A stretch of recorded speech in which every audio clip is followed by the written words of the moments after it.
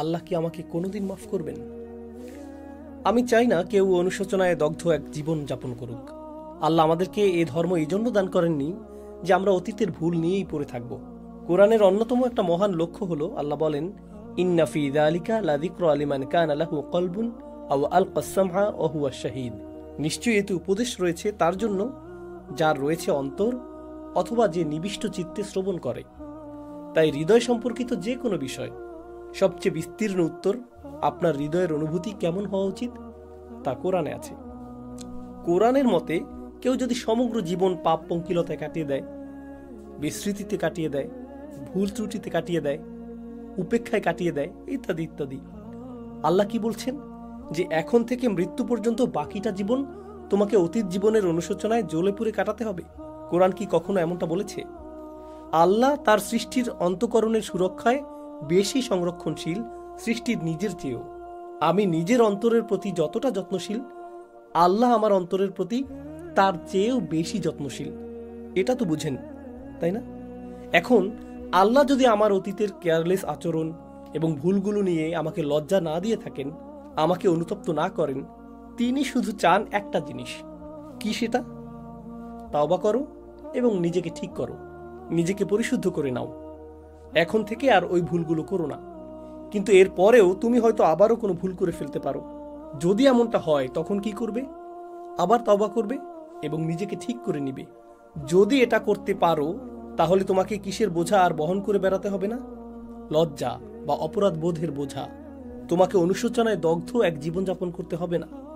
আল্লাহ মানুষকে সহজে ক্ষমা করে দেন।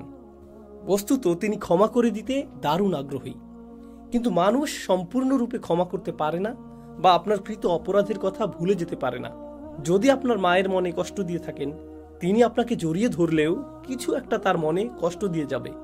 তিনি আসলে এই কষ্টের কিছু অংশ পুরোপুরি মুছে ফেলতে অক্ষম, কারণ আমরা মানুষ, আমাদের এই সামর্থ্য নেই।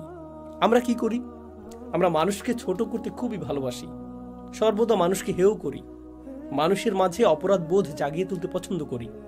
এরপর ইসলাম শেখার পরে কি করি? এখন অন্যের অন্তরে অপরাধ বোধ জাগিয়ে তুলতে আমরা ইসলামকে ব্যবহার করি। আমরা নিশ্চিত করতে চাই যে সে যেন কখনো নিজেকে নিয়ে ভালো অনুভব না করে, সব সময় যেন অনুতাপে জর্জরিত এক জীবনযাপন করে। আর কোরআন কি করে? তাওবা করো এবং সামনের দিকে এগিয়ে যাও। আর মানুষ কি করে?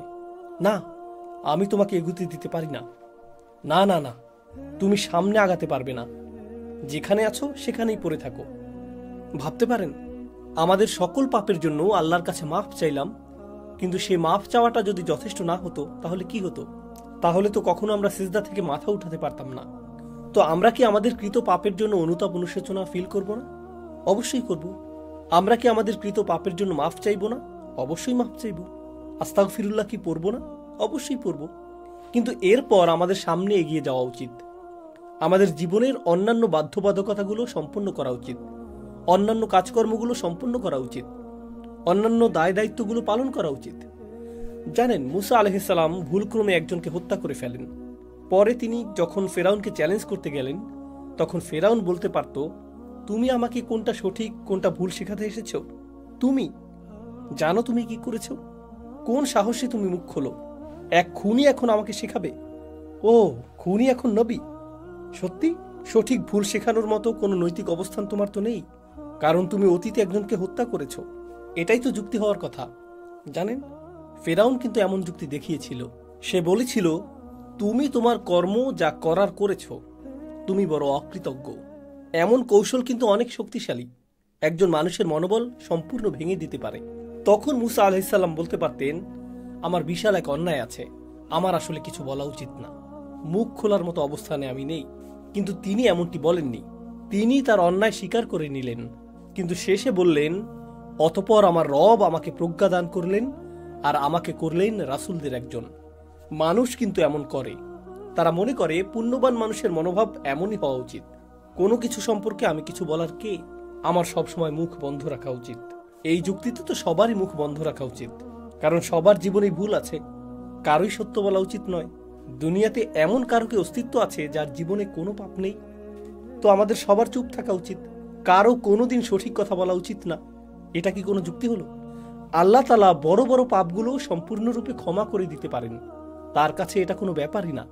তাই অন্যায় হয়ে গেলে অন্যায় স্বীকার করে নিন, তওবা করুন, নিজেকে ঠিক করে নিন, তারপর সামনে এগিয়ে যান।